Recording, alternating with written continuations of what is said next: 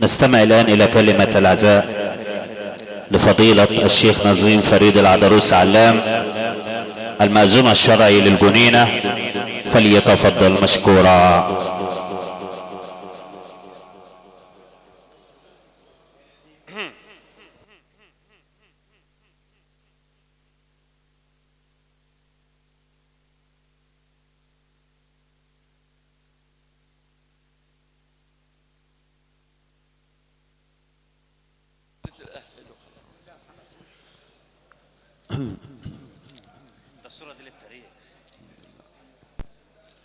بسم الله الرحمن الرحيم.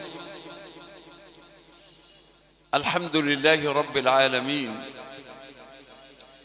أعجز وصفه ألسنة الواصفين، وحجب عن كنه ذاته أفهام العارفين. لا يقال له أين كان، ولا متى كان، ولا كيف كان، ولا أين يكون، موجود بقدرته وعزته في كل مكان وزمان. أمره كائن بين الكاف والنون، إذا قال للشيء كن فيكون. سبحانه سبحانه. يا رب حبك شاغلي عن كل شيء في الحياة، لا هم لي إلا لقاك مع التهجد في الصلاة. أسماؤك الحسنى ترتلها مع القلب الشفاه، والقلب يخفق خاشعا متبتلا يدعو الإله، فنشهد أن لا إله إلا الله وحده لا شريك له، له الحكم في ملكه، وله العزة في عرشه، وإليه المرجع والمآب. وأشهد أن سيدنا ونبينا وحبيبنا وشفيعنا وعظيمنا وضميننا وقدوتنا محمدا رسول الله أبهى من القمر في سلطانه، وأعظم من الشمس في ضيائها، وأكرم من العيون في تدفقها وبركاتها، فهو الحبيب الأكبر والشفيع في المحشر، وصاحب اللواء والكوثر، عروس يوم القيامة، يوم يقال له يا محمد ارفع رأسك وسل تعطى واشفع تشفع. صلوات الله وسلامه عليك يا سيدي يا رسول الله، وعلى آلك وأصحابك ومن تمسك بسنتك إلى يوم الدين، وسلم تسليما كثيرا. ثم أما بعد، فيا أمة الإسلام، إياكم ثم إياكم أن تغفلوا عن ذكر الله، لأن الله تبارك وتعالى يقول في الحديث القدسي: أنا مع عبدي إذا ذكرني، فإن ذكرني في نفسه ذكرته في نفسي، وإن ذكرني في ملأ ذكرته في ملأ خير منه، وإن تقرب إلي شبرا تقربت منه ذراعا، وإن تقرب مني ذراعا تقربت منه باعا، وإن أتاني ماشيا أتيته هرولة. قولوا لا إله إلا الله محمد رسول الله صلى الله عليه وسلم. ثابت البناني، وهذا رجل صالح من رجال الصوفية، يقول لتلاميذه: أنا أعلم متى يذكرني ربي. ففزع الطلاب منه وقالوا: ماذا تقول يا أستاذ؟ قال لهم: ما أقول إلا الحق. أليس هو القائل في القرآن الكريم في الآية رقم 152 في سورة البقرة: فاذكروني أذكركم واشكروا لي ولا تكفرون.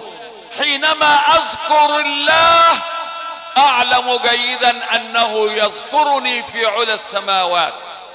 هذا معنى الآية: فاذكروني أذكركم. من أحب أن يذكر اسمه في السماوات فليذكر الله، لأن ذكر الله عمار للقلوب وطب للجوارح وبلسم للأعضاء. كلما ذكرت ربك فتحت أمامك أبواب الجنة الثمانية وغلقت أبواب النار السبعة في وجهك. أخي في الله، يقول الرسول صلى الله عليه وسلم: إن ذكر الله إذا وقع في القلوب انفتح الصدر وانشرح. قالوا: هل لذلك من علامات يا رسول الله؟ قال: علامات ثلاث: التجافي عن داء الغرور، الإنابة إلى دار الخلود، الاستعداد للموت قبل نزوله. اسمع الآيتين في سورة آل عمران، في آخر سورة آل عمران، رقمهم 190 و 191، لأن سورة آل عمران 200 آية. ماذا يقول الرب جل جلاله في هاتين الآيتين؟ إن في خلق السماوات والأرض واختلاف الليل والنهار لآيات لأولي الألباب الذين يذكرون الله قياما وقعودا وعلى جنوبهم ويتفكرون في خلق السماوات والأرض ربنا ما خلقت هذا باطلا سبحانك سبحانك فقنا عذاب النار. إياك أن يستحوذ عليك الشيطان فتنسى ذكر ربك. لما تزاحم الناس في السوق قال لهم أبو هريرة، قال لهم: أنتم هاهنا في السوق تتزاحمون وميراث رسول الله يقسم في المسجد. النبي ليه ميراثه بيتقسم واحنا تيهانين، كل واحد يروح ياخد نايبه. فتركوا السوق وذهبوا إلى المسجد فلم يجدوا ميراثا يورث، لكنهم وجدوا قوما يذكرون الله فعادوا مرة أخرى إلى أبي هريرة: لقد شغلتنا عن أمرنا يا أبا هريرة، قلت بأن ميراث رسول الله يقسم في المسجد، فذهبنا فلم نجد أحدا ولا ميراثا ولا مالا ولا عقارا. فقال لهم أبو هريرة: ماذا وجدتم إذن؟ قالوا: وجدنا قوما يذكرون الله. قال: هذا هو ميراث رسول الله صلى الله عليه وسلم. واذكر ربك إذا نسيت وقل عسى أن يهديني ربي لأقرب من هذا رشدا. دول آيتين 23 و 24 في سورة الكهف. لابد أن تستيقظ وتنام وأنت تذكر العليم العلام الذي لا يغفل ولا ينام. الآية قالت لك كده: واذكر ربك إذا نسيت وقل عسى أن يهديني ربي لأقرب من هذا رشدا.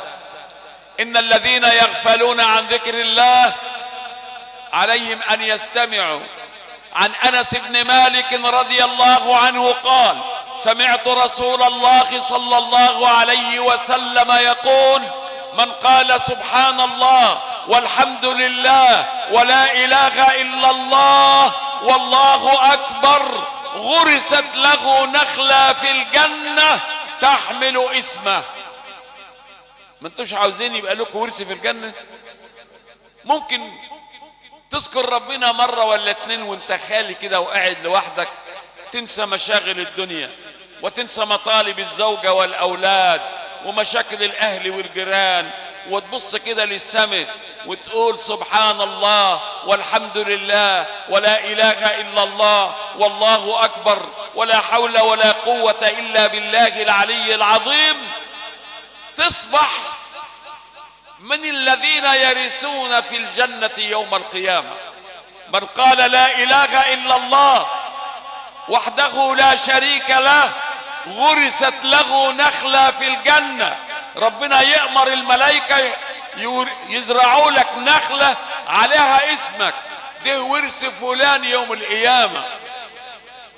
احنا بننسى الكلام ده، بنشتكل على الدينار والدرهم، وبنجري على الدنيا الفانية، ونغفل أن ما عند الله خير وأبقى. إن ما عند الله خير وأبقى. كلمتان خفيفتان على اللسان ثقيلتان في الميزان حبيبتان إلى الرحمن هما سبحان الله والحمد لله ولا إله إلا الله والله أكبر ولا حول ولا قوة إلا بالله العلي العظيم. الكلمتين دول أحسن من 1000 فدان، أحسن من 100 عمارة، أحسن من 10 صبيان ربنا يبعتهم لك علشان تبقى من ورثة الجنة. اسمع الحديث مرة تانية. كلمتان خفيفتان على اللسان ثقيلتان في الميزان حبيبتان إلى الرحمن هما سبحان الله والحمد لله ولا إله إلا الله والله أكبر ولا حول ولا قوة إلا بالله العلي العظيم. روى مسلم في صحيحه أن الرسول صلى الله عليه وسلم قال: إن لله ملائكة سيارة، فيه مجموعة من الملائكة مخصوصين بكده. سيارة يعني ايه؟ ما لهمش مكان واحد يقعدوا فيه، معاهم الدفاتر والأقلام. إذا وجدوا قوما يذكرون الله سابوا كل شيء وجلسوا معهم، وبعد الدرس ما يخلص بتاع ذكر الله يقوموا طالعين فوق لربنا يسألهم: أين كنتم؟ كنا عند قوم لك يذكرونك. ماذا يقولون؟ ومن أي شيء يخافون؟ يطمعون في جنتك ويخافون من نارك. هل رأوا جنتي حتى يطمعوا فيها؟ يسمعون عنها من أحاديث حبيبك محمد صلى الله عليه وسلم. يوم ربنا يقول لهم: وكيف إذا رأوها يكونون أشد رغبة فيها؟ ومن أي شيء يستجيرون؟ يستجيرون من نارك. وهل رأوا ناري؟ يقولون: لا يا رب. وماذا لو رأوها؟ يكونون أشد خوفا وفرارا من عقابك وعذابك. فيقول الرب جل جلاله: يا ملائكتي طمئنوا عبادي الذاكرين فإنني سأعطيهم أكثر مما يتوقعون. ففيهم واحد كده قال: وأنا يا رب والنبي. قال له: وأنت تحشر معهم لأنهم الذاكرون لا يخسر جليسهم، هم الجالسون الذاكرون لا يطرد جليسهم. تقوم الملائكة تعترض: يا رب ده مش منهم، ده هو كان ماشي كده والقوم قاعدين قاعد معاهم.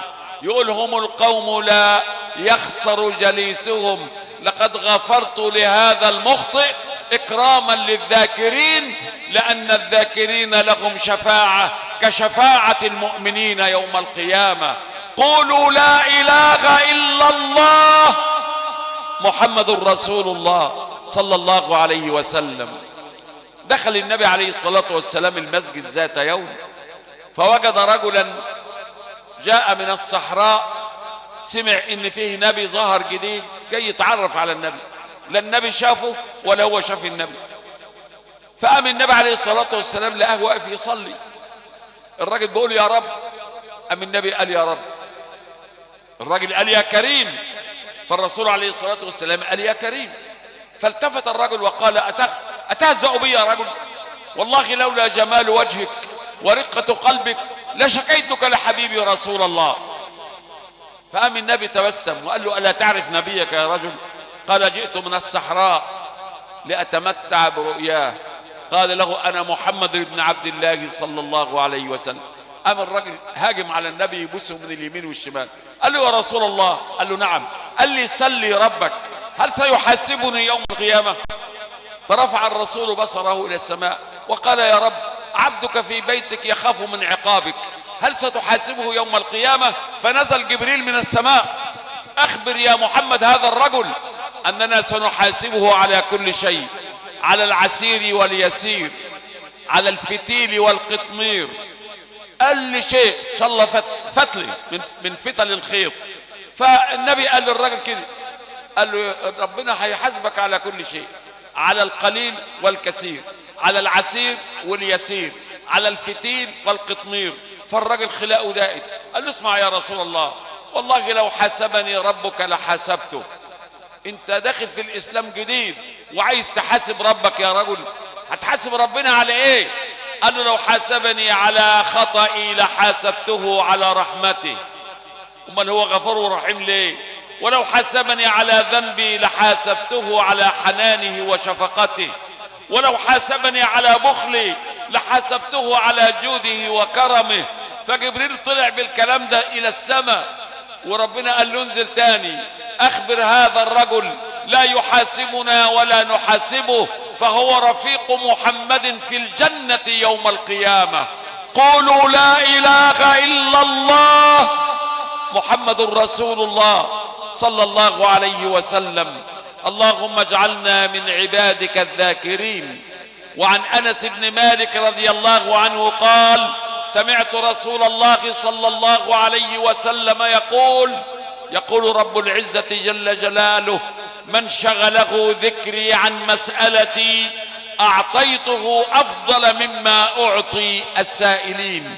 اللهم ارحم فقيدنا، اللهم نور عليه قبره، اللهم اجعله من عتقاء شهر الصيام والقيام، اللهم استر أسرته وذويه من بعده، اللهم أدخله فسيح جنانك، شفع فيه القرآن والصيام والقيام وسمعته الطيبة، لأنه كان إنسانا مستقيما لا أزكيه على الله، وإنما كنت جارا له في الماضي وأعلم أنه من أصحاب الأخلاق العالية.